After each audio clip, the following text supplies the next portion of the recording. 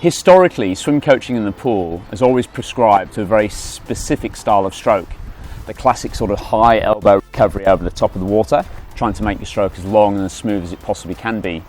But when you're swimming in the open water, the environment can be very, very different, very challenging, specifically in terms of how you're maintaining constant propulsion.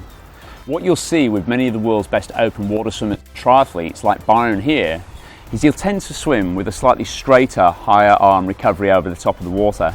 It doesn't look as pretty as their pool counterparts, but it's very effective, simply because getting a little bit more height over the top of the water allows you to not catch your hand on the surface.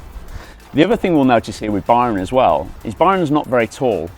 Historically, he's been told by other swimming coaches that he needs to hopefully grow and get longer in his stroke and all those sort of things. But ironically enough, he's ideally adapted to the open water. He can't maintain a really long stroke, so what he does in return is he maintains a very high stroke rate. Byron here swims at around about 100 strokes per minute, which is an incredibly quick stroke rate. People used to say that you weren't efficient unless you could do less than 40 strokes per length. Byron is doing 100 strokes per minute, or around about 55 strokes per length. So when you're in there in the open water, think about those two things. Think about maybe adapting from that classic high elbow recovery to more of a straighter arm recovery. Don't glide out there too long, especially if you're actually banging into the waves. Keep the tempo up and get into that stroke a little bit quicker, and you'll really excel.